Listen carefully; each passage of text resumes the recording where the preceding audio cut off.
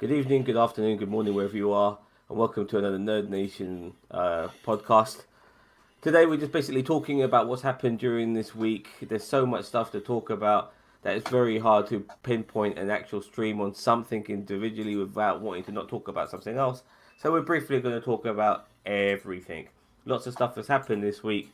Got a couple of my friends with me returning again, and it's nice to see him again. Is Hate Ubisoft, also known as Bossman, also known as Gary. Hello, Gary. How you doing? I'm alright, thanks. Thank you. Welcome. And of course, my partner in crime. We always do this shit together. Cousin Cheeto, how you doing? Howdy, folks. Great. Now we haven't really decided what we're going to start off talking. We're kind of going on a whim here, just winging it, you know. And we got a few things to talk about. So let me quickly talk about my shitty little thing first. Let's get my shitty little thing out of the way. As a lot of you guys know, and some of you don't know, I'm informing you right now, is that the game of No Man's Sky got an update. And I've owned No Man's Sky, and I was thoroughly disappointed with the game. Absolute heartbreak. Wasn't what I expected. Wasn't what was sold to me either. It was a grind fest of universal proportions.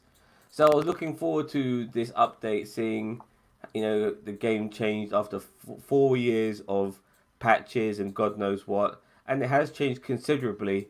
But the core of the game, which is what I don't like about the game, is still the same. Even though it looks a lot better, it fucking does. There's way more in your inventory and more shit to do, fly around and stuff, more interactions and stuff. But it's still called the same thing. That if you do like flying around in space and making these discoveries and stuff like that, this game is definitely for you. It really is. I mean, I've pitched this game to Cousin Cheeto here. I really think Cousin Cheeto, if he played this game, he would fucking love it.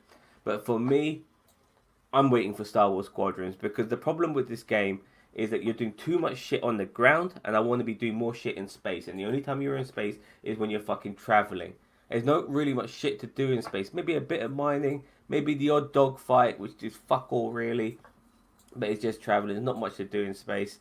And that's the problem with this game. I want to be doing more exploring, going to different galaxies, coming across anomalies. You're not getting any of that shit. It's just fucking shitty planets with nothing on it, all fucking barren and shit. It's bollocks.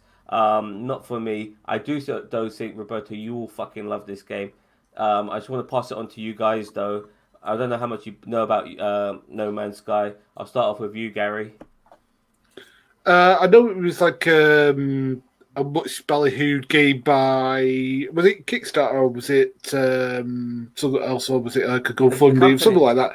The company is called Hello Games, but Sony liked the look of this game and they backed this small studio called Hello Games. It's a Sony game. Yeah, so Sean Murray, as far as I know, the guy. Murray, yeah.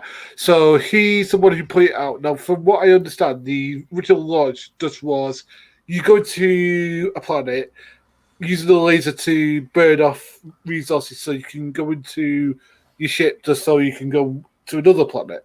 That's as far as I understand that the game is. From what I understand, Sean Murray has listened to feedback and has built upon that. Which I think is a good thing, because I wish more developers would do that. Listen to feedback, try and improve the game. But as that said, I don't think he should have released it in the state that he did, because he should have said. But however, I'm going to give kudos where kudos is warranted by saying he listened to his audience, and I wish more developers would do that and just say, you know what, it doesn't work for a particular audience. Let's try and improve it and make it the best we can, because when he releases his next game, people will know, oh, there's any faults, I know that we can come to him with whatever, and he'll, instead of going la la la, he'll actually listen to us and try and fix it, which is always a good thing especially if you're a new developer. So yeah, I think that's good. Bob? I don't know much about this game. I mean, I've seen all of it and I've heard all the rumors, and I watched you play it on Twitch a little bit yesterday. And I mean, it looks okay. It looks like it'd get boring very fast. I mean, if you could like set up your own base you can set up your own base and go and explore and then come back. Yeah, you can build a teleporter and stuff, but it was so much rediscovering. They've added all this shit in with these patches. and there's just so much rediscovering and having to understand the controls again, and like a lot of the stuff is requiring you to find different materials to make a unique material that will power your ship or power your thrusters or power your hyperdrive or your life support and shit, or you need to build some, or you find the blueprints to build shit. There's so much stuff in this game when it comes to that. But if you're exploring, then having a base is cool, but I want them to focus more on the exploring side as well, and there's not enough of that. You know, like I want to have some space battles, like proper space battles, you know, like you see in Star Wars. There's none of that. There's none of that. There's maybe a couple of pirate ships and stuff, AI pirate ships. That's it. You know what I mean? It's just bollocks. It's you know, it's really missing that space battle element of the game. You know? Yeah. But Yeah. Well, I mean, it looked cool. It looked good, but I mean, it would definitely have to be something that was cheaper. I mean, it's like $25 right now. I'm not paying $25 for that. I think eventually you might get it free on the PlayStation Store, so maybe it's just worth holding out for that. You know? Yeah. Yeah, because the game's 4 years old now. I mean, a game that old will eventually be free on. Yeah, but if they Plus. keep on updating it as often as it sounds like they are, and at the volume of I don't think they're gonna. Well, they update it every year, pretty much, or maybe twice a year. It's not like they update it consistently, but you know, after 4 years, it's changed considerably. I mean, yeah. So you can imagine that, but nevertheless, maybe I'll wait for No Man's Sky 2, or like I said, it's all about Squadrons for me.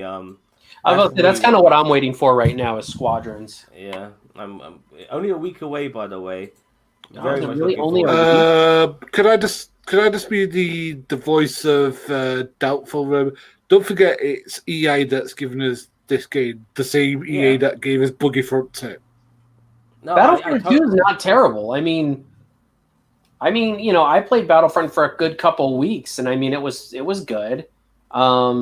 You know, I played with Nam a bunch of times. I mean, the story mode was actually pretty good too. So I don't think that game was as bad as everybody said it was. I mean, it didn't do that terrible. But that game as well, boss man, is also been updated to shit.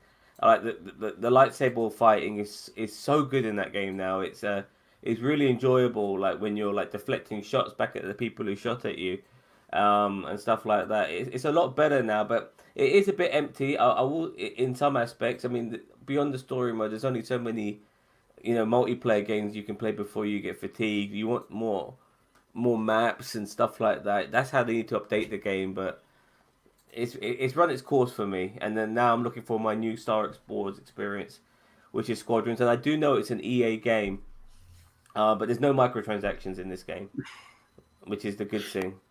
So if you want to earn your shit, you have to play for it, which is pretty cool. I don't know the longevity of this game. It might not be that long. I'm giving it maybe 2 or 3 months before we get fed up of it at best.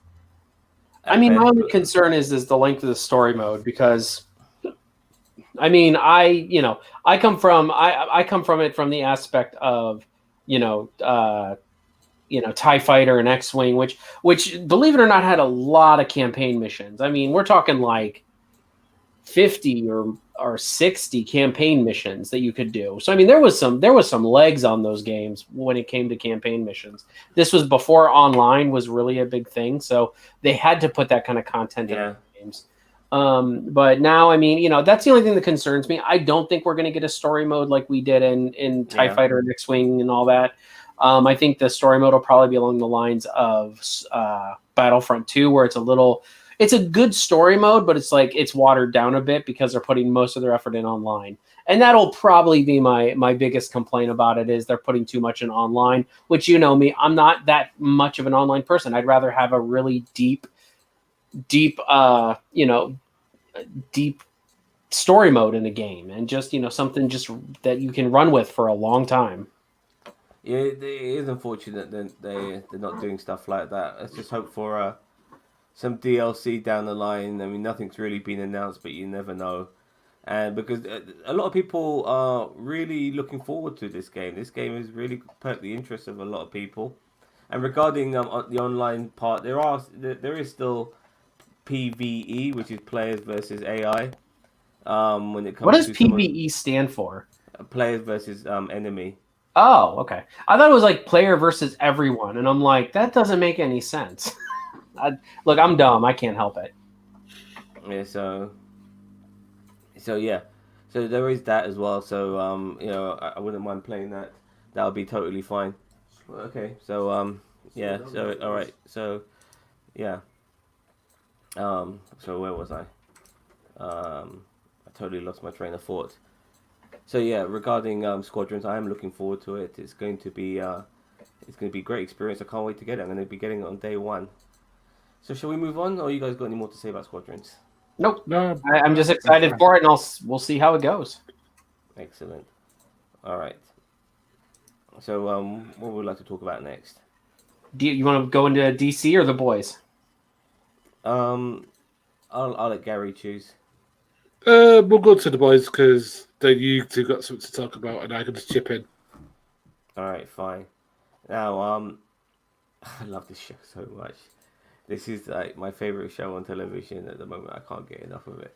I wish more television shows had the audacity to do what the boys does when it comes to seriousness and humor. I mean, it's very dark.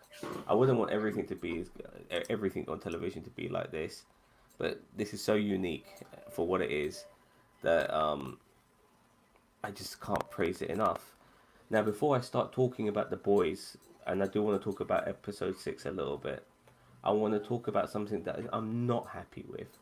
And I'm really, really unhappy with this. We are only 2 fucking seasons into the boys. And we're not even finished season 2 yet. And there's talks of a bloody spin-off show. You know? And I thought that was pretty bad too. I'm like, oh no. this is not right. This is not right. This is where, look, I don't want to get, look, people are craving for the boys. They were really pissed off that season 2 didn't have all the episodes in one go because everyone wanted to binge it. So this show is very popular. It's one of the most popular shows in the world at the moment. I think it's got one of the highest rated shows on Amazon and stuff like that. Like lots of people are subscribing just to watch this show. It's very, very popular. But because it's so popular, they want to make a spin-off immediately, and I just feel that's just not right. It just leaves a bad taste in my mouth. I haven't even got, we're not even, like I said, we're not even 2 seasons in, and we're already getting a spin-off, and I just don't want to focus on that now. I'm too busy focusing on this. I want to see where this goes. You know what universe did that though, and actually was pretty successful? What? CW. No. There's a massive difference. We're talking about extremely established characters, which have been around. So do you... Sorry. Sorry, I just want to quickly finish my thought here. I'm sorry for talking for so long. But we're talking about extremely established characters, and there was stuff like Justice League cartoons and stuff like that way before CW started doing that sort of stuff. We kind of got hints of it. Regarding this is kind of fresh. Not everyone knows about the comics like they do know about DC, and this is very original material here we're getting, and they're already giving us a spin-off without giving us a chance to really love these characters after maybe 4 or 5 seasons. Then maybe give us a spin-off. Not even like 1.5 seasons. It's ridiculous. I agree with you. I'm not saying that you're wrong. I'm just saying like CW did it, but I mean you're right. There's a lot of source material there to go with. Yeah, I mean you almost feel like it's sorry, boss man. You almost feel like it's compulsory to do that, but this didn't feel compulsory. I'm focusing on this shit. I don't need to know about a spin-off. This is what I want to watch right now. Okay, boss man. Sorry. No, I was gonna say. I mean, like, do you think it could be like The Walking Dead, where they flaming just like they milk it dry and basically they can't do anything further with it. So like they get to like season whatever The Walking Dead is on now, and it basically is The Walking Dead because no one wants to watch the bloody thing. I'm not sure because we're only halfway through season 2. There's still plenty of time before they can run out of ideas. No, but what I mean is people's interest, because like you look at the amount of numbers who used to watch The Walking Dead and the numbers that do now, it's not even in the same. The numbers for for the boys is really high. No, that's what I mean. Yeah. So I'm not saying that they shouldn't be. I'm asking, like, so you're thinking there's going to be like The Walking Dead where they push too hard on it and people get sick of it? Is that your problem? Possibly. No, not Walking Dead in that sense, but in the sense that like you get bloated. Like there's so much stuff you can't keep up with everything.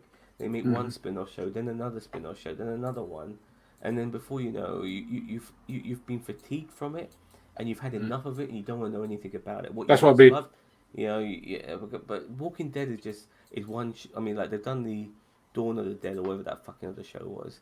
But done several of those shows as well, which was that was a spin-off. But I'm talking about just spin-offs of this show. It doesn't need one, not yet, not yet. People weren't even talking about a spin-off of Game of Thrones until it started to end. Because people wanted more Game of Thrones. As much we don't. I'm not. We're only on season 2. This show doesn't even feel like it's coming to an end. We're still like at the beginning of the show. As far as I'm concerned, but I think there's a lot of shit that needs to go down, and the idea of making a spin-off now just sounds so stupid. It's just cashing in. They want to cash in. It's so much desperation to make money out of this, and then it's just that oh God, I sound like a dickhead saying this, but that capitalistic mentality of cashing something in and squeezing every fucking ounce of it out to dry and exhausting it until you can't use it anymore. And that's what they're doing with this. And it's very upsetting. It's very upsetting. I do not want this spin-off show. I do want one eventually, but not now. No, I know what you mean. Yeah. Bob? I mean, you're right. Like, I mean, it's capitalist mentality, squeezing as much money as they can out of a property. I mean, it's, I could see if there was like, if this, I don't even know. I know they've released little details about this. It's like supposed to be focused on college students or something like that. Yeah. Like, I mean, X-Men.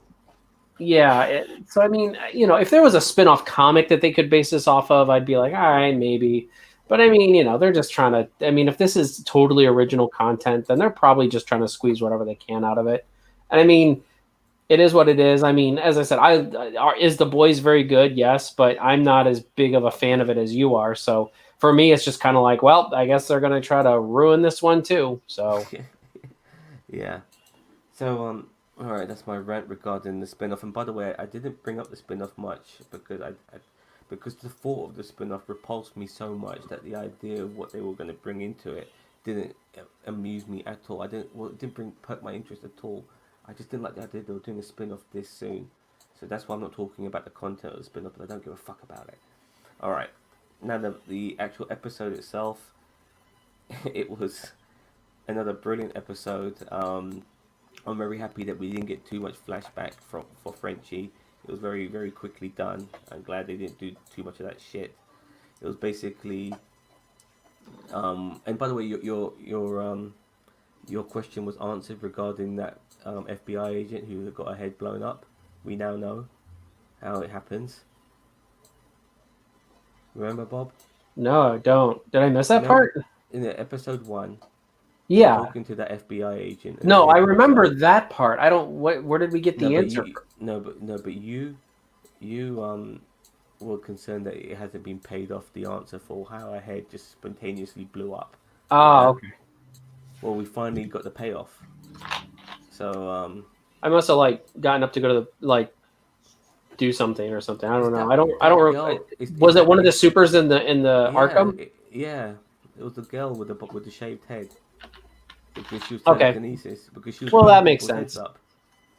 And she was blowing people's heads up. But it was Love Sausage. You remember that? The guy with the fucking superhero dick that he can use. He's a superhero for a lot of women out there. So he's apparently a Russian character. And he's in the comics of The Boys. You know about Love Sausage, don't you, boss man? I've read the comics, so yeah. Yeah. I just I'd love to see this on the actual show to see how they do it. it was interesting because you just see this appendage come through this door, and it grabbed one of the boys, and then you realize, hold on, there's no hand at the end of this appendage. It's just, oh, it's a dick. It's, oh yeah, it's love sausage because because when we were looking at some of the inmates, we noticed one of them had a massive dick under his pants. It was just showing through the bulge of it was poking through his pants. So it made sense that they should. I mean, Zam noticed first. Let's be real. I mean, Well, it's easy to put two and two together, regardless. It's just Zam was like, it's "Oh simple yeah." deduction. But I was laughing so much with that scene. We got some good bonding between Starlight and Butcher. Huey got stabbed by being rolled in the car.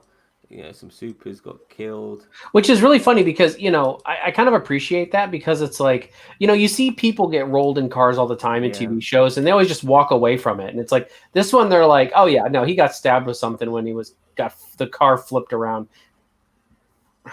Well, even being pushed on being forced backwards. We saw those images of those cops. A man back and his head hit the back of the floor and his head was bleeding. It was bleeding. It just left him there. As cops did, as he was just left on the floor like that. And Starlight, she hit that burst of light against that geezer, whose car they stole, and he ended up falling backwards and cracking his head open on the ground and bleeding to death. Shit like that happens. But she's kind of become a bit cold to all of that now. She don't give a fuck as much. She was more pissed off that guy tried to fucking stop the situation by using his gun than just walk away. So that's how she looks at things now, and I like that she's evolved. That's character arcs, mate. That's evolution of a character. Because there's only so much they can act all crazy and upset by things, if they're accepting it. So she has evolved. So I like it. What else did we get? Like I said, regarding Frenchie, Lamplighter. Oh yeah. How did you find seeing Iceman playing Pyro? I mean, it was fine. Did you see the irony in that? I mean, yeah, I guess. I thought his outfit was a bit not in the flashbacks. His outfit was a bit stupid, but I think we saw him in the first season, like not the actor, but like we didn't see him, but we saw like pictures of the drawings of him and stuff like that. Yeah, like not the actor playing, but there was definitely like images of him and stuff. So, but it was pretty cool, first of all, I really thought he was a pyromaniac, in his heart, because he was kind of portraying that, but he was just trying to act strong, really, because he did feel regret for killing what's her face's grandkids. Yeah, and he was willing to die for that, which was interesting. But it looks like now that the boys might have an infiltrator, not just Starlight, but they'll have Lamplighter too in the 7, infiltrating the 7, which will be interesting to see how that goes. And with people like Queen Maeve? Yep, Queen Maeve. Queen Maeve obviously also deflecting. It'll be interesting to see what happens in the future, but I don't think all of this will be resolved this season. It'll probably be set up to be resolved for next season, because Homelander is now Homefront, or Stormlander, whatever you want to call him, because we found out from after fucking all these fucking fuckeries with Stormfront, we found out more about Stormfront because Homelander doesn't like being fucking taken for a fucking chief. So Stormfront confessed to Homelander who she is, and you find out that she is the owner of Vought. She is the wife of the creator of Vought. She was born in 1919, and she was the first test subject for Compound V, and she's the first ever super. And then you see pictures of her with Heinrich Himmler and various other people. I think maybe Adolf Hitler, but his name was never mentioned. And you realise that she's over 100 years old. She's just recently buried her daughter, who wasn't a super herself, funnily enough. But she sees Homelander and she sees the ideal subject of Aryan perfection, and he is. He's a fucking blonde-haired, blue-eyed handsome man of mass muscle who fucking can do everything Superman can do. And she loves him, and she confessed all this shit to him, and she wants to take back power and put the Aryans as the master race and stuff, and she wants all the white people to be super. And Homelander likes that, and then she kisses him. They kiss each other, and that's how the episode ends with the Golden Girl music. So, what do you think of that reveal, Roberto? I mean, it was fine. I mean, we knew that she had something going on. Yeah, and she's racist as fuck. So, Well, that we knew. I mean, you know, she's obviously racist. She's white, so I mean, she has to be racist. So I'll stop with that, Bob. Yeah, you almost sound like an apologetic, which is sad. Yeah, but the point is that she's playing a Nazi, so she's got to be fucking white. You know what I mean? So, in that context, it makes sense. But I mean, the actress herself is Jewish, so it'll be interesting to find out if she's also playing a Jew. I'm not so sure, but you never know.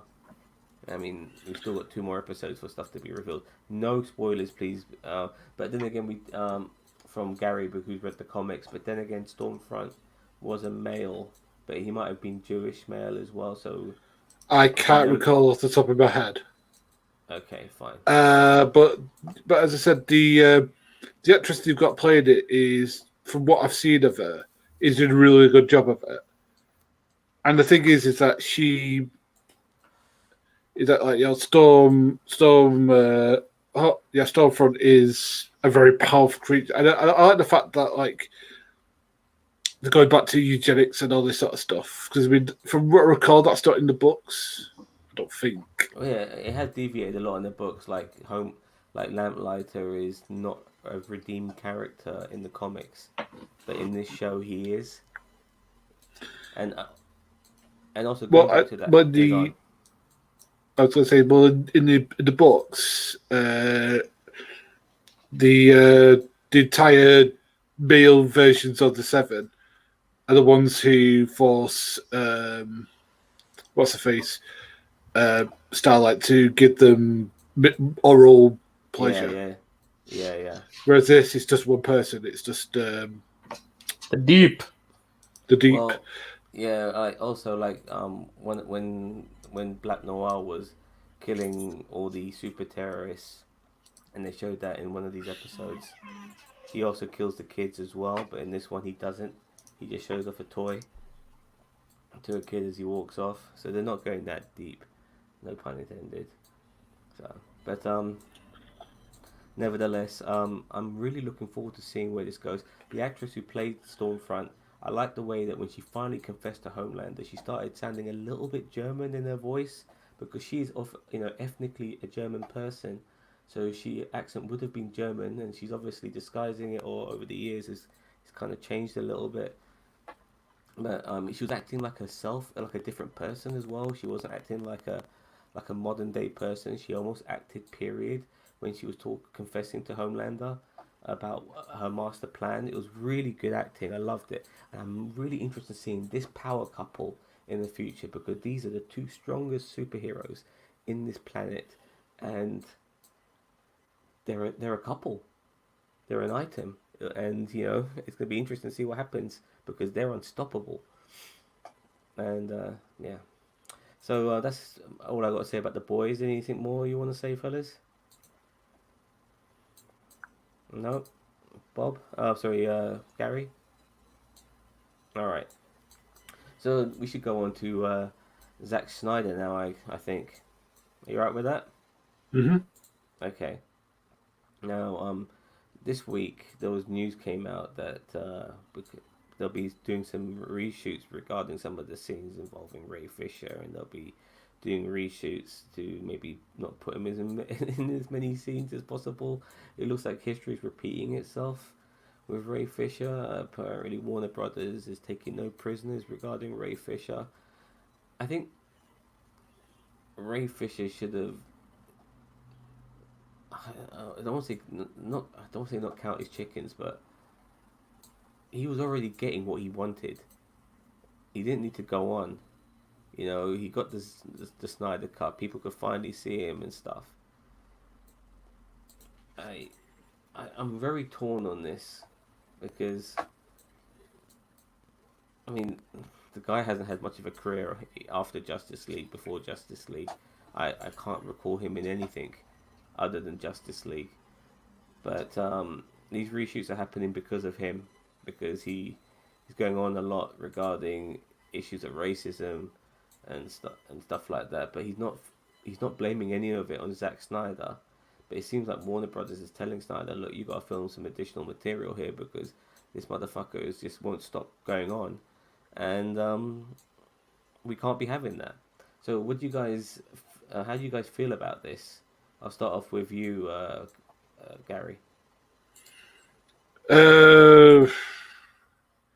See, because this is a very delicate issue. Because whenever you talk about race or racism, you always have to be very careful of it. But from what I understand, it was a lot of it was to do with Joss Whedon and his dealing with Cyborg. Because from what I understand, the reason that Zack Snyder stopped directing the entire film anyway was because his daughter committed suicide and he had to go away to tend to his family and stuff like that, which always takes 100% priority over anything. Of course, yeah. And I think that, as I said, like, again, I don't want to say Joss Whedon is a racist because I don't know that. But I do think that Joss Whedon has views which I would disagree with in regards to how certain people... Because when you think of his films, I can't really think of a person of colour who had any sort of significant role in his films. Maybe what's good, Firefly, but even then, no. But again, like as I said, like... So with this, I think that Warner Brothers are just going to cover their ass because if an employee is that unhappy, they're going to say, because people are going to start bringing it up to think to the director or whoever, this guy says he was racially abused on this set, and people are going to bring a negative thing to it because whenever you are going with something like that, if it's, let's say, for example, we have a film where somebody's said they were sexually abused on set, we're going to see that film differently than if we didn't know that.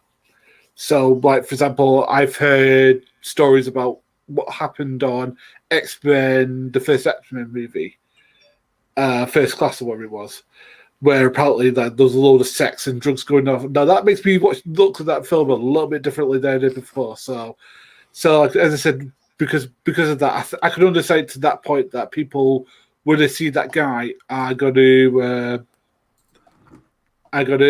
what's the word? Bring it up. So that's what's my view.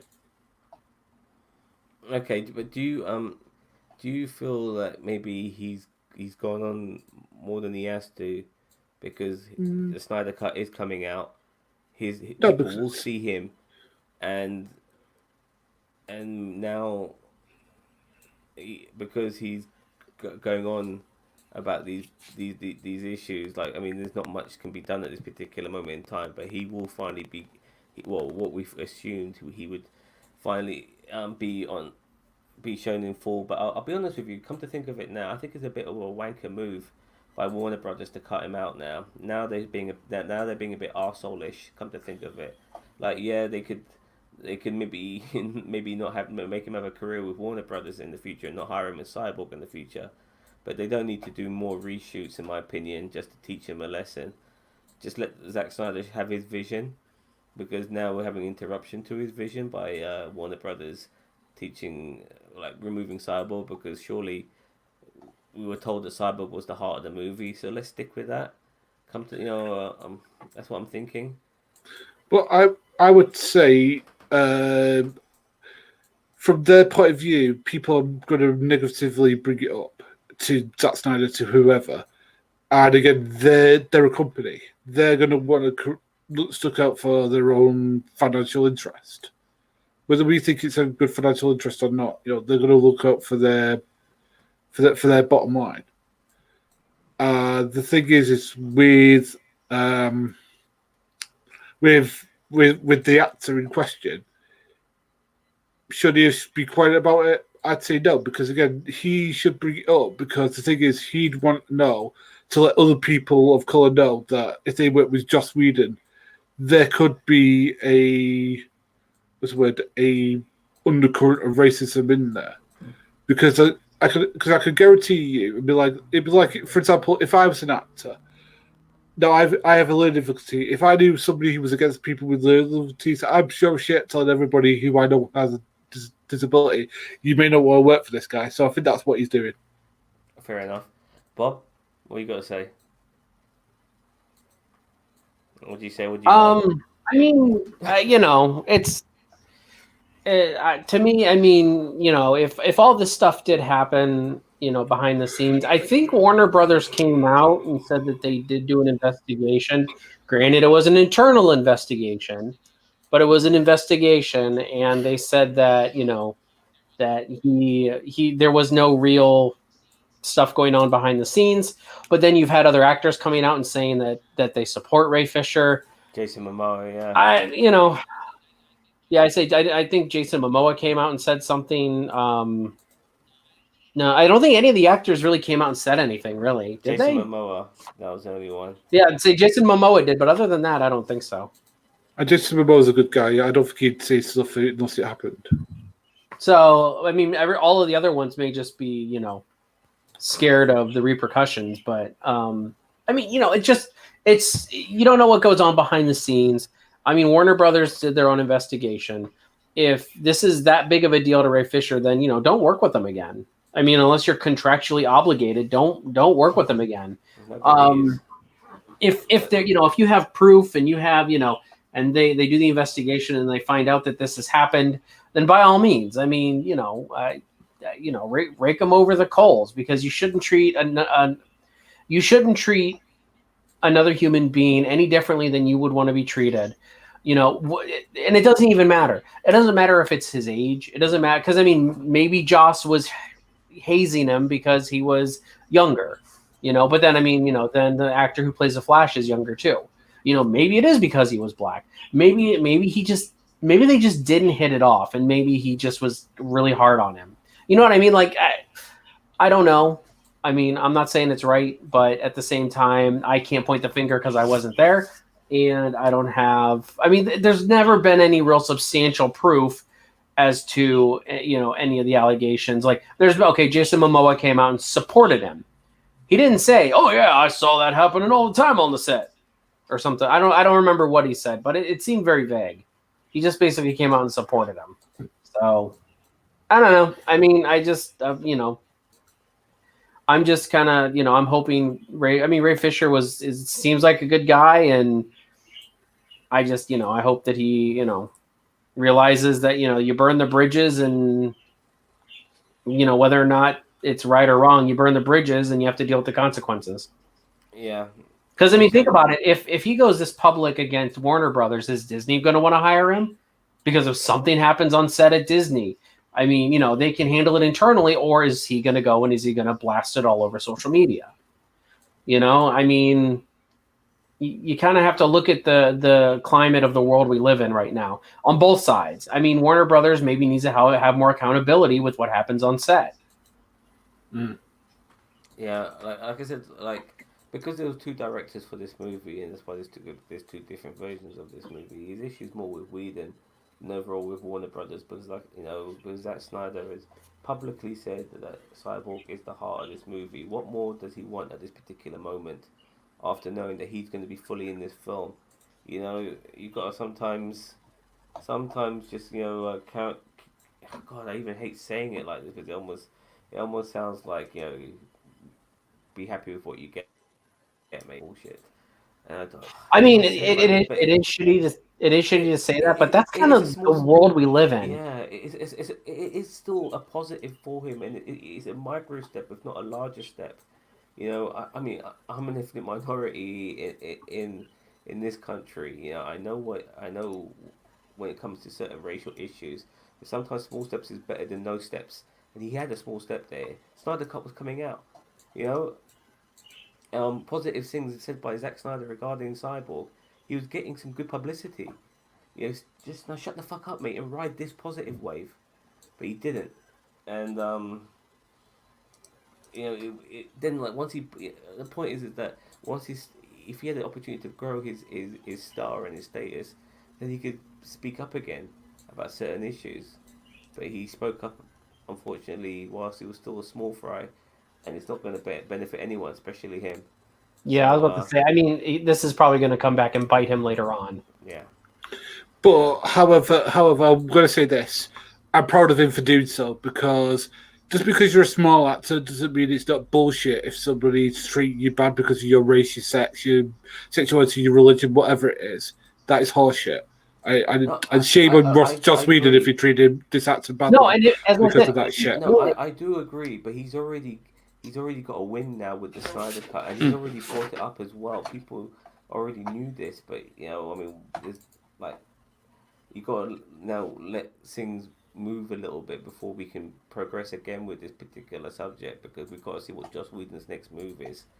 When it comes to his filmmaking, is this so that's the next move, in my opinion. He's getting his Snyder cut. He's getting good publicity from Zack Snyder. Great. Anyway, let's move on from this, because we're still sticking with DC. Now, the guy who you can't see, John Cena, is playing the Peacemaker in the Suicide Squad. And surprising to everybody this week, apparently James Gunn is going to be making a Peacemaker television show. Now, we don't know whether it's going to be a prequel or it's going to be after Suicide Squad.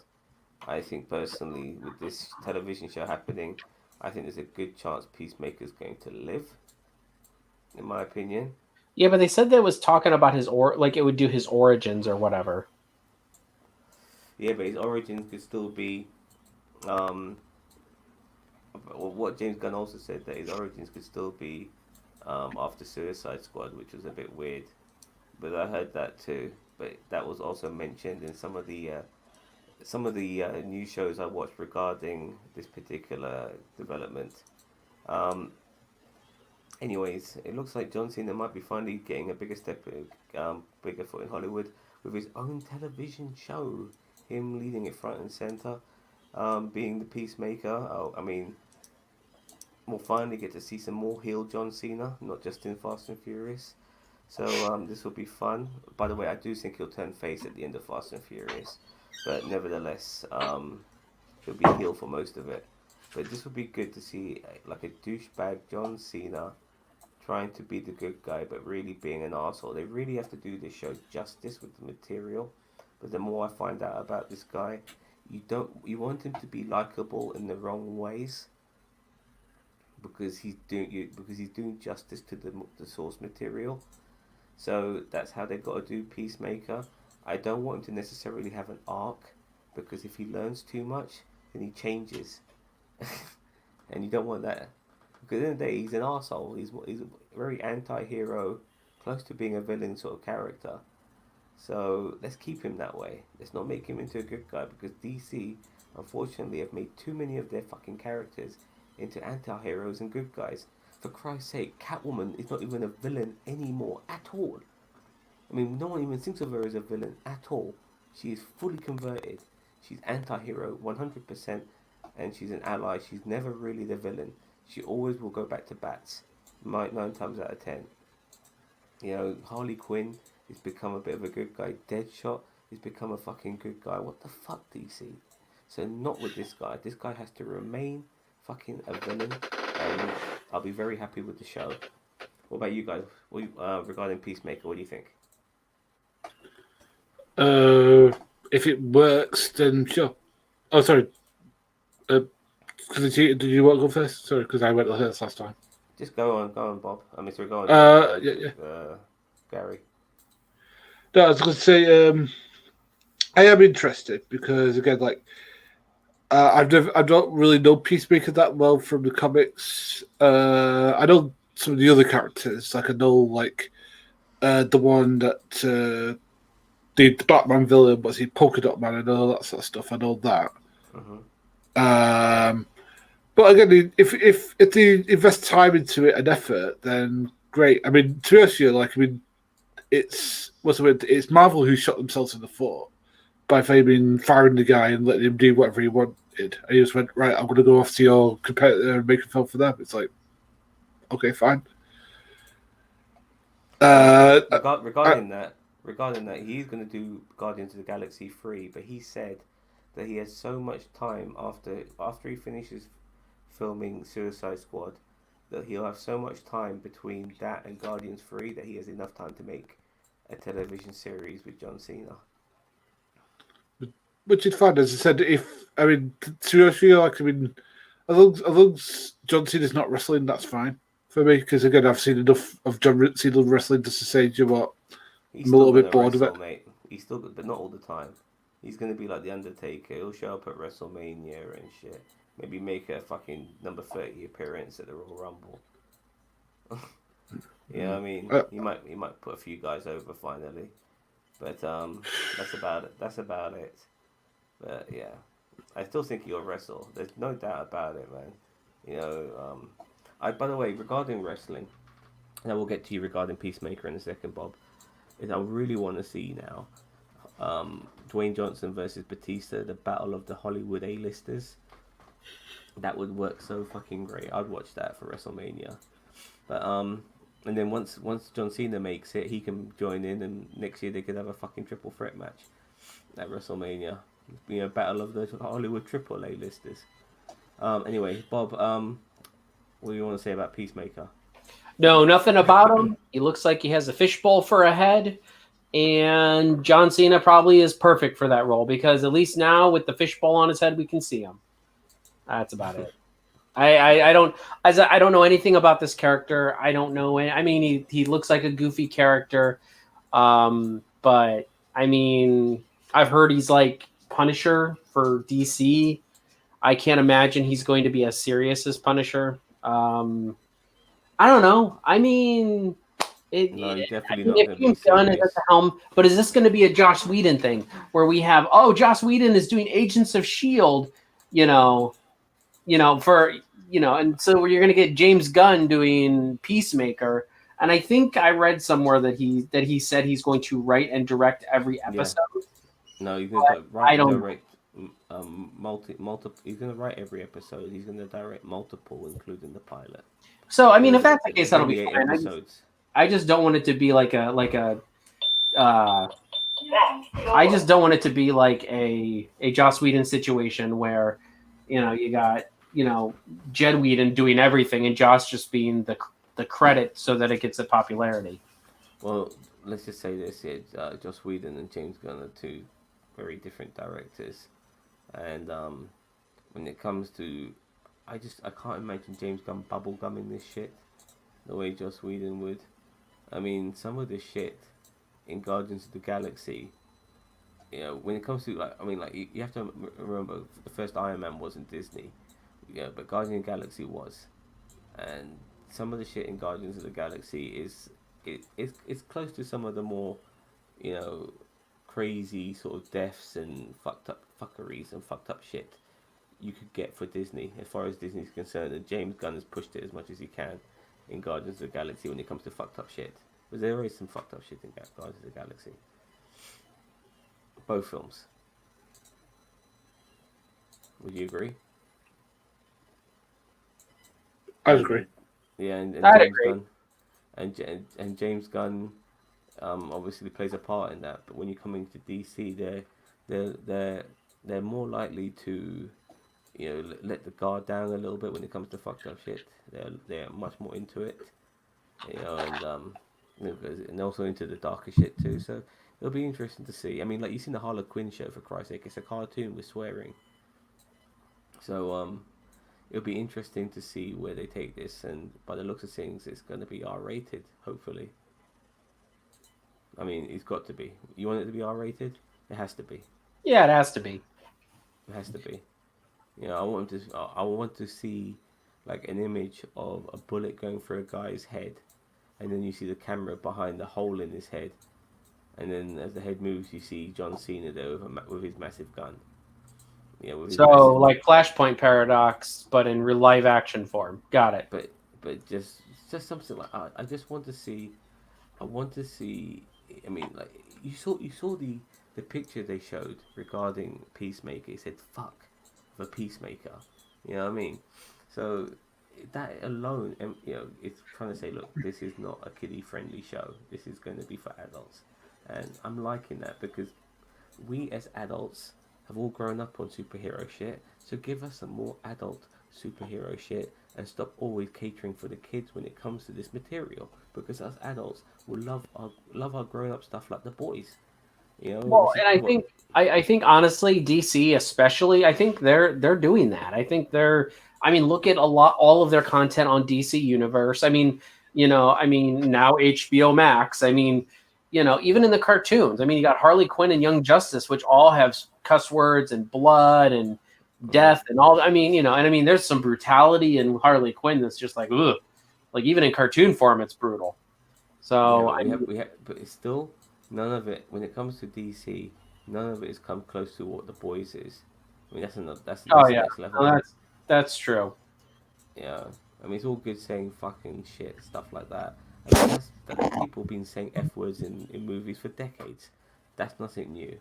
But having a giant fucking dick come through a window to strangle somebody, that's That was more played for comedic value. no Like that. doubt, no doubt. But could you imagine Marvel ever doing that? I mean, not really, because a lot of Exactly. their shows. Here's the thing with the boys. The boys is there's a bit of comedy in there, whereas the Marvel Netflix shows, like back when they were doing it, there were quips and one liners, but there was no comedy like that. They didn't get into stuff like All right. that. The boys Uh, is that, yeah, I know. I totally agree. and it But fits in that universe. And I can see DC doing something like that. Like I can see in Harley Quinn season 3, like there be some dude that's like, she like goes to go fight somebody and then she fights some dude with a tentacle dick. Like I can see that, like in that Harley Quinn show, or maybe not in Titans. I could see it in Doom Patrol. 100% see it in Doom Patrol. Yeah, okay, because okay. Doom Patrol is just like what the fuck as Yeah, as I mean as a honestly, if you have superhero show. anything that is close to the boys on DC right now, it would be. I would say it would be Doom Patrol. Would be the Uh, closest. I haven't even And you've seen never Doom watched Patrol. Doom Patrol, right? No. You need to watch No, it. It's a yeah, great show. it is a really good show, and plus it has what the fuck elements to it. Fair And enough. plus, one of the best things is that Timothy Dalton plays the main sort of heroine, like the Professor Xavier, but he's a lot Yeah. better than Professor Xavier in a lot of ways. But you know who actually makes the whole show complete? Brendan Fraser. Yeah. Have you seen him, by the way? He's become obese. Oh yeah, you actually get to see him in flashbacks. He's definitely a fat fuck now. So It's just so and weird he seeing him so fat. Yeah, huh? that's because he had really bad depression and filled up because he was accused of raping some woman or something, Yeah. and that basically killed his career. Yeah, it's unfortunate. Yeah, because he is he's got that squeaky clean, good looking, American boy next door sort of vibe about him as an actor, if you know what I mean. So yeah, I can imagine that killing his fucking career, big time. It's a shame. Okay, so anything more to say, fellas? Nope. Did you want to talk about Lower Decks at all or no? Oh yes, yes, yes, yes. We Yeah, can end it off on Lower Decks. yes, yes. First of all, Gary, are you into Star Trek? Oh yeah, Have you watched Lower Decks at all? bits and pieces of it. Yeah, I've not Okay, watched the most recent episodes just because I've been so busy at work and doing other stuff. So we're going to talk about it. I hope you don't mind. no, you do you. I'll just Okay. listen. As I said, I love Star Trek anyway. So I mean, and I don't think we're really going to be spoiling much in way of. I mean, what happens? I But mean, yeah. this show, by the way, it just makes me smile every time I watch it. Yeah, I'm just thinking about it. It just puts a big smile on my face. It's just so Star Trek and so good and so wholesome and so funny and just everything about it. It just is brilliant. Like whoever thought that this would not be anything at all with Star Trek is wrong. But what this show does, and it's good that it's in cartoon form that it does this, is that it pays homage to a lot of what happened in the past with Star Trek. And there's so much material for them to go with that they could go on for years, by paying homage to previous material in Star Trek. So in this one, it really felt like Star Trek Episode 6, the Undiscovered Country. It had that vibe, because it starts off with the 4 lower deck lot all being catapulted from this prison cell into this it looks like a trial room. Just it looks like the Klingon trial room straight out of Star Trek 6. But they immediately mentioned at the very beginning that they weren't dealing with Klingons, so it was very unusual how it felt extremely. And I was telling myself, "Oh, they said that this wasn't Klingon, but it feels like Klingon. Is this guy we're looking at a Klingon? He looks like the New Age Klingons." Anyways,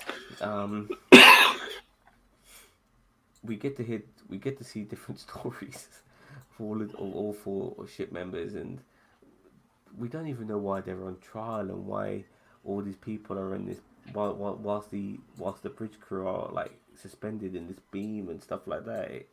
It's really weird. And initially, you think, what's the name of the green Bob? What's the name of the green alien woman again? I honestly don't remember the name of. You almost feel Tindy, is it something like that? But you almost feel that she knows something, because she's kind of making out that she doesn't know something, but she's only being secretive because of a mission she had to do. But she doesn't really know anything at all when it comes to what they're trying to find the answer for. And the answer that the main aliens are looking for is that they want to hear good things about the bridge crew. But because the fucking lower decks lot, I think they're on trial, they're saying the opposite, and it's just so funny. And it's and when you're seeing their stories and stuff, and so many homages, so many, like when he's using the fans and he's saying, "Oh, you're distracting me," and they're paying homage to fucking Star Trek 5 and shit like that. Are you listening, Bob? For fuck's sake! I'm asking you. You're on mute. Sorry, my girlfriend just brought me a gift. We have AAA now. I'm fucking amazed. But I'm just saying. I'm just saying, like, with some of the homages, like, with like when what's his face with the fucking Vulcan implant, he's using the fans for distraction. You can see why they're paying homage to. Obviously Star Trek 6. Another. Also, more of the Black Ops missions and stuff like that. I mean, it's just the best stuff when it comes to Star Trek at the moment. I have never been this much in love with Star Trek as I have been in a long time, because some of the stuff after Voyager hasn't been that great. I never was a fan of Enterprise, and most people weren't, because it only lasted 4 seasons. Discovery and Picard are just totally different kettles of fish. This is the old school Star Trek in a different format. I love it. I can't get enough of it. What do you want to say about this episode, Bob? That Q was in it, and he. Oh yes. How could you forget Q? No. I'll bring that up. You want to talk about that now? That was the worst thing. That was the worst thing they could have done. That was the worst thing they could have done. That was the biggest disappointment for me on this episode. As much as everything I do love about this show, how dare they use that for Q? When you bring on Q, you never use him like that. I understand what they're doing for Lars, but considering they were using Q for advertising material, I'd rather they didn't. So when we saw Q, that's how we saw him in this. But so many people were anticipating him to be in an actual episode, that this actually left a bad taste in my mouth seeing him like this. Yeah. I mean, I see that only because you're right. Like, using him as appetizing material is bad in my opinion. I enjoyed when he was on the screen, and honestly, it didn't even sound like him at first. I thought it was, I thought it was somebody else. And then it did. Can't replace him on the voice acting, and eventually, but the first couple lines he said, to me, it didn't sound like John Delaney. Like but then then it kind of I was listening to it a little bit more, and I'm like, all right, I think that is John Delancey. But I mean, you're right. I mean, using him as appetizing material is just not good. But I still enjoyed seeing him. I laughed at most of the parts he was in. They're But basically treating him like they treated all the other shit. Like, they constantly done in Star Trek. Like, oh, this again, or this again, or this again. I'm like, we can go through this shit. Like, how many times have we dealt with the Q? Like 2 or 3 times. Like, I can understand that. That's quite funny, but it will be But so it's in a weird way, they've almost shot themselves in the foot when it comes to using Q. But they're gonna just fucking dismiss him, saying, "You know what? I ain't playing today. I'm going to bed." You know what I mean? It's just that's how they treated him in this show. So I like it, but it's a shame now that I don't think we'll really get any more of him. We'll see how it goes though. But yeah, I don't know how many more episodes are left in this series. In this season, 4. I think there's 10 total episodes in the first season. Are they renewing it? Not that I've heard yet, but it's very well received. Like, I mean, you had a ton of naysayers in the first episode or two, and then like all of them disappeared because they were all clickbaiting monsters, and they just wanted to get on the clickbait train of hating on the lower decks. And then like all of a sudden, once all those people filtered out, all you heard about was praise for the episodes. So I mean, lots of homages in every episode. Like they're not just doing funny stuff and not making it Star Trek. They're doing funny stuff and making it Star Trek, and that's what works. Mm-hmm. It's what works so well. And they'd be stupid not to renew it. I mean, it'll probably go on Paramount Plus, but I think CBS All Access is rebranding to Paramount Plus. So you're not even going to a new streaming service. They're just renaming it Paramount Plus, which is so dumb. So dumb. Oh, God, how many pluses do we need? Too many subscription services. In my opinion. Well, yeah, you're not going to get away from that. I mean, it's cable all over again. Yeah, it is, isn't it? Mm-hmm. Yeah, it's unfortunate. But yeah, Bossman, what do you want to say about Lower Decks?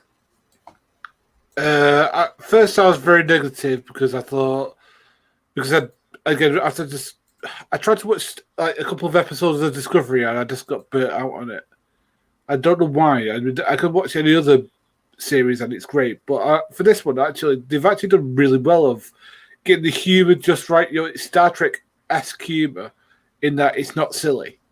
It's just enough on the funny enough that you actually laugh at it, and you can tell whoever's writing it has a love for the subject. And again, like this is why I want start from the beginning when the entire season's over and just like plow through it. Yeah, I want more stuff like this as well because I told Bob before, I've mentioned this before, Star Trek gets a bit too dark sometimes, and the optimistic, adventurous side of it is not shown enough. Things can turn to shit sometimes, and they can get out of it, but it just seems everything's shit from the beginning with all the shows they got going on recently when it comes to Star Trek.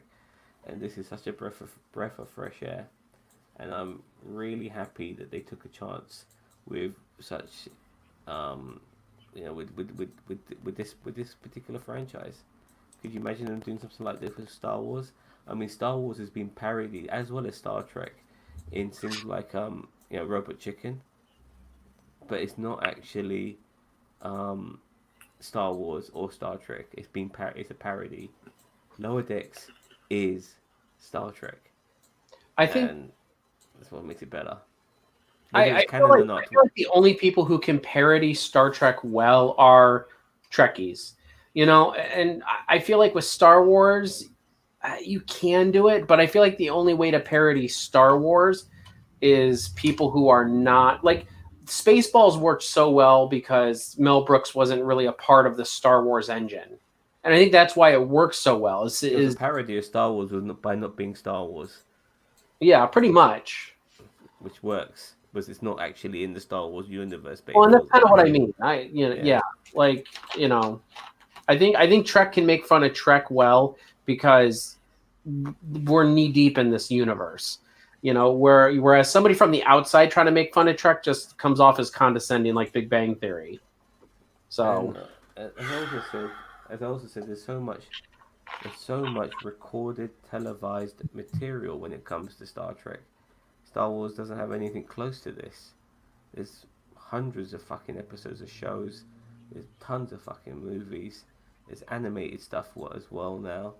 It's just material galore to pull from, always reminding you about this, that, and the other, and it's just I just can't get enough. And I'm looking forward to seeing where they take us in the next episode. Well, sorry, Gary. no, I was going to say. Well, I hope what they do is like maybe pull characters that they haven't really referenced in a while, like maybe like Harry Mudd and like and stuff like that. Do you like when like where Star Trek would like just bump into like these not exactly criminals, but like sort of like chances. Like because the thing is that's the stuff that I think that Star Trek has lost is like just because he's gone into like these high fights, but never gone into the fact that the monster of the monster of the week is not really a monster. It's just like a guy who's just a complete and total chancer. And I think that's something that I think Star Trek has lost, but can be redone again with this show. Yeah, like a Harry Mudd type, or there was an episode of Voyager. You see the one. go on. The episode, not Voyager, it's an episode of TNG where this geezer gets this woman. It's basically Romeo and Juliet in space. These two fucking planets were about to go to war because the son of one planet ended up shagging the daughter of another planet and got her pregnant, and they were fighting over that. Do you remember he was a sort? Oh yeah, I remember that. He was on TNG. He looked like a space pirate. He had a ponytail and shit. He was very buccaneering. He was a pretty boy. Come on. Arr, he looted that booty. Arr. And stuff. Yeah, and no, he never got her pregnant. He never got her pregnant. It was the boy. It was the. Oh, he never got her pregnant, boss man. No, they assumed he did. Yeah, he was only pretending, to be that person. In reality, it was the son of the leader of the other planet who got her pregnant. It was their kid, and it was a proper Romeo and Juliet. He was only a decoy as such, because they were worried they would never accept their kid. Oh yeah, because it was the guy who played Rocketeer, wasn't it? It was the same actor who did that. The same actor. Yeah, he wasn't the guy who got her pregnant. He was just the decoy, because... No, yeah, like stuff like that. I remember one episode where a guy was a time traveler and he'd come from the past, but he pretended he came from the future. It was like nicking like a load of stuff to take back with him. I remember. It's like I just wish there was more episodes like that. Like. Because you got to remember, boss man, what it was, somebody from the future time traveled to his time. He killed that person, took his shit, and then started time traveling to different times in the future, and was bringing it back to the past. That's what he was doing. I remember. Yeah, because the one that I really again, like the thing is that people don't remember this, but one episode of the original series brought about one of the best films of all time, which is Spacey brought us Wrath of Khan. Yeah. And the thing is, they don't do that anymore. They don't do those like investigations. So it's got to do the Klingons or the Borg or the Romulans and stuff like that. There's no, looking through the cosmos and finding like some ship over there that could lead to a bigger story. First Contact was a little bit, with the Borg, a little bit, by using stuff from the television show. But the Borg had been in multiple shows. Khan was only on one episode, which was a good thing, but Ricardo Montalban, man, what a fucking G. But yeah, you got any more to say, fellas? No, we've been talking so much Trek. You got nothing to say in all the Trek we've talked about right now, Bob. Wrath of Khan is not as good of a movie as everyone says it is. So that's controversial. We'd have to discuss that some other time, Bob. Yeah. Lower I Decks. think it is. Space Seed was an okay episode of the original series. I haven't watched it in many years. I don't remember the episode you're talking about with the guy and the girl and the pregnant or whatever it was. I don't. Gary said it earlier. It was the actor who was in the Rocketeer. He played Okay. this sort of space pirate, and he was trying to get what's the word? What's the word when you Consummate? No, when you go to another country and you want to stay there. What's the Getting word? The word. No, it's trying to get what's the word? I don't know the words he's looking for. It's trying clemency or whatever it was. No, not clemency. Russian mail order bride? It's something like clemency. It's something like when you want to stay when you're looking to when you escape one country to go to another country and you want to stay. Asylum. Asylum. That's it. Bloody hell! I couldn't think of the fucking word. And I forgot what I was talking about, but I was too busy thinking of that bloody word. But I mean, and TNG is not my favorite Star Trek. It was good, but it wasn't my favorite Star Trek. I remember. So the space prince from Rocketeer wanted asylum on the Enterprise because one particular planet wanted him dead because they assumed he fucked his daughter and ran away. But he didn't fuck his daughter and run away. It was the son of the leader of another planet who had fucked his daughter.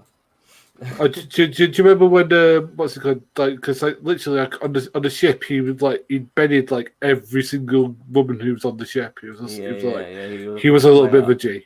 Oh, so it's a Calrissian of Star Trek. Got it. Oh yeah. He's a white He's a white Lando. That's what it was. All right, but that's it. I mean, not much really to add to that. But I'll tell you this regarding Picard, because they like to maybe show you how the life ends for Star Trek captains. And by the way, they should never have killed off James T. Kirk. Come to think of it, all these years, they should have just left that shit open without having to kill him off. At the end of Star Trek 6, so it was a good sign off. They didn't need them for Star Trek 7, but they wanted to do that baton pass. Fuck them anyway. Yeah, they wanted to pass the torch. I get it. But regarding Picard, I would like to see him and Beverly Crusher settle down.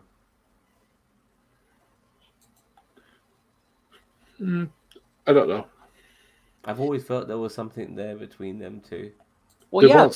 But I say Picard even said that he loved her, but he could never do it because he could never tell her because it was his best friend's. Because Wesley's and Beverly's.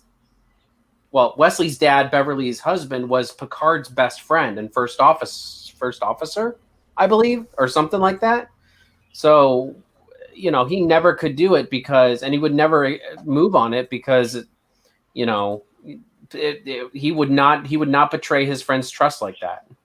I'm not saying I agree with him. I'm just saying that's the reason that Picard. I think after a few years, enough time has passed that even his friend would want her if anybody would be the ideal person to take your place, so to speak, after a few years, it would be your best friend, surely, to look after your partner and your child.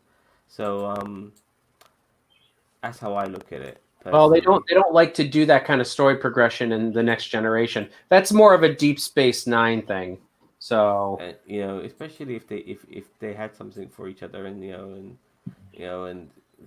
life is not that ABC the way movies want to portray it sometimes. So but back in the 90s, that's how it was. I mean, Yes. Okay. Fair enough. Okay. Well, let's wrap this shit up. It's been great. Thank you very much for watching, everyone. Have a nice day, Gary, Cousin Chito. Take care, everyone. Bye bye.